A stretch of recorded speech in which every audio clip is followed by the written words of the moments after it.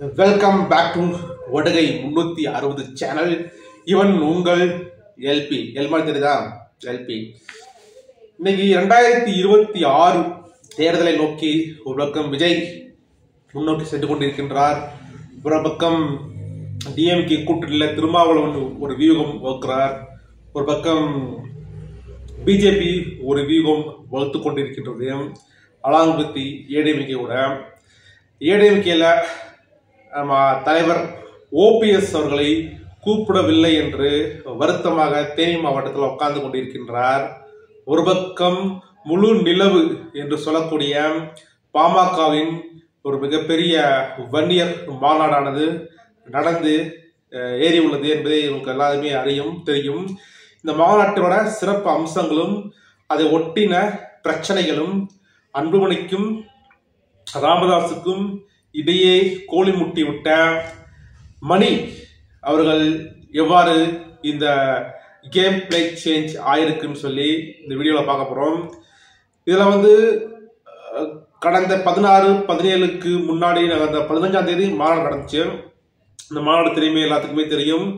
அன்புமணி அவர்கள் சண்டை சச்சரவுகளை விடுத்து மக்கள்கள் தொண்டர்கள் அனைவரும் அறவழியில் செல்ல வேண்டும், படிக்க வேண்டும் என்று ஒரு மாற்றத்தை முன்னோக்கி பேசிய விதம் வரவேற்கத்தக்கது. அதுக்கப்புறம் பார்த்தீங்கன்னா, அதுக்கு முன்னாடி நடந்த நிகழ்வுகள் பார்த்தீங்கன்னா, அன்புமணி ராமதாஸ் அவர்கள் பாமக தலைவர் போஸ்டிலிருந்து ராமதாஸ் அவர்களால் நீக்கப்பட்டார் என்ற செய்தியானது காட்டு தீ போல் பரவியது. அதனை நீக்கப்பட்டு செயல் தலைவராக பதவி இறக்கம் செய்யப்பட்டார். உடனே அன்புமணி அவர்கள் கோபித்துக் கொண்டு, என்னை யாராலும் பதவியில் தூக்க முடியாது, வன்னியர் சங்கம் பாமகவின் செயற்குழு பொதுக்குழுவின் தார்மீக அடிப்படையின் வாயிலாகத்தான் பாமக தலைவராக வந்து உள்ளேன் என்று தெரிவித்த விதமும், அதனை ராமதாஸ் அவர்கள் ஏற்காமல் கௌரவ தலைவராக கோசி மணியையும் இளைஞரணி தலைவராக தனது மகள்வழி பேரனையும் நியமித்த வண்ணம் மிக சர்ச்சைகளையும் ஏற்படுத்தியுள்ளது. இதனால் அன்புமணி ராமதாஸ் அவர்கள் சென்னையில் தனியாக ஆபீஸ் திறந்து உள்ளேன், அங்கே வாருங்கள், விவாதிக்கலாம், சண்டை போடலாம், கட்சியை வளர்ச்சி பணிக்கு எடுத்து செல்லலாம் என்று பேசிய விதம் அனைவரும் அறிவீர். இதற்கு என்ன காரணம் என்று எல்லாத்துக்குமே தெரியுமா, தெரிந்து கொண்டு இருக்கின்றார்களான்னு தெரியவில்லை. 2019 எலெக்ஷன்ல பார்த்தீங்கன்னா, இதுக்கு முன்னாடி நடந்த தமிழ்நாடு சட்டமன்ற எலெக்ஷன்ல ராமதாஸுக்கு பிடிக்கவே இல்லை.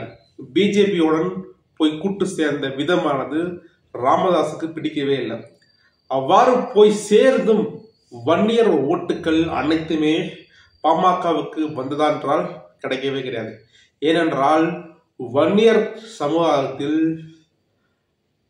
டிஎம்கேலையும் ஆட்கள் நிறுத்தப்பட்டு உள்ளனர், ஏடிஎம்கேலையும் ஆட்கள் நிறுத்தப்பட்டுள்ளனர்.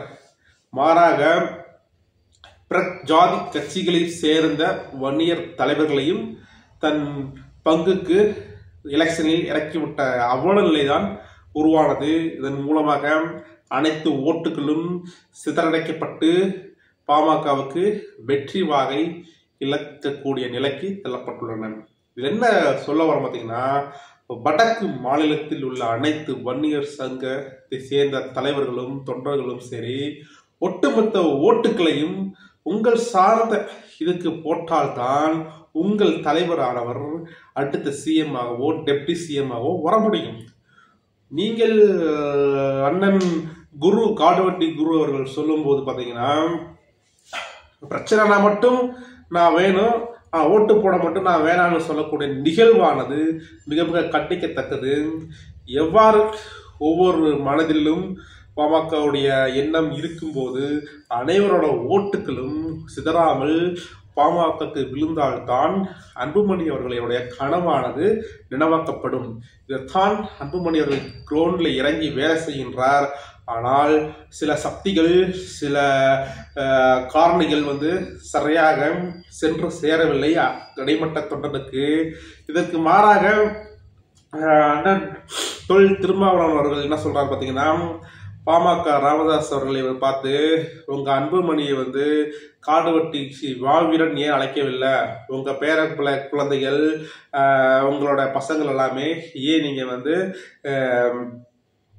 கட்சிக்காண்டி முற்படுத்தப்படவில்லை என்று சொன்ன விதம் சிந்திக்கக்கூடிய ஒரு நிகழ்வாக பார்க்கப்படுகின்றது. அதற்கு மாறாக கோசி மணி அவர்களை அன்புமணிக்கும் ராமதாஸுக்கும் இடையே ஏற்பட்ட கழகத்துக்கு நம் கௌரவ தலைவர் தான் காரணம் என்று சொல்ல உடனே அவர் பேட்டியளித்த விதமானது இந்த கேள்வி என்னை நோக்கும் மேயானால் கத்தியெடுத்து குத்தி சாவதற்கு சமம் என்று சொல்லக்கூடிய ஒரு நிகழ்வை நாம் பார்த்தோம். எவ்வாறாக இருந்தாலும் அன்புமணியும் அண்ணன் ராமதாஸ் அவர்களும் ஒன்று சேர்ந்து எலெக்ஷனில் நின்றால்தான் கணிசமான ஓட்டுகளை பெற்று வடமாநில ஓட்டுகள் அனைத்துமே ஒரு சேர பெறும் என்பதில் எந்தவித மாற்று கருத்தும் கிடையாது. அந்நிய சக்திகளுக்கு இடமளிக்காமல் சமூக மாற்றத்தையும் பிற்போக்கு மாற்றத்தையும் பாஜகவை ஒழிக்கும் விதமாக ஒரு நல்ல ஒரு கூட்டணியை அமைத்து தமிழகத்தின் வெற்றி வகை சூட வேண்டும் என்று ராமதாஸ் நினைப்பதும், அதற்கு மாறாக இந்த தமிழ்நாட்டில் அதிமுக திமுகவுக்கு மாற்று சக்தியாக பாமக தான் விளங்குகின்றது என்பதற்கு ராமதாஸ் போன்ற அன்புமணி போன்ற தலைவர்கள் செயல்பட்டு கொண்டிருந்த வண்ணம் இடையே உள்ள இடைத்தரகர்கள் இடையே உள்ள சில கருப்பு நாய்களின் மூலமாக இந்த நகர்வானது நிகழ்த்தாமல் இருக்கின்றது. ஒரு பேட்டியில் சொன்ன விதம், தென் மாவட்டம் வட மாவட்டங்கள் உள்ளடக்கிய மாவட்டங்களில் விடுதலை சிறுத்தையிலும் வன்னிய சங்கமும் ஒன்று கூடி இணைந்தால் அடுத்த சிஎம்மாக அன்புமணியும் டெப்டி சிஎம்மாக தொல் திருமாவளையும் அறிவிக்கலாம் என்ற கருத்தானது பரவலாகப்பட்டு வருகின்றது. ஆனால் இந்த இரண்டு சமுதாயத்தையும் கொம்பு சீவி விட்டு இந்த கழகங்கள் டேஷ் கழகங்கள் வேடிக்கை பார்த்து கொண்டிருக்கின்றது. அதற்கு பலியாடாக வன்னியர் சங்கத்தை சார்ந்த நபர்களும் விடுதலை சிறுத்தை சேர்ந்த நபர்களும் ஆளாக்கப்பட்டு வருகின்றனர்.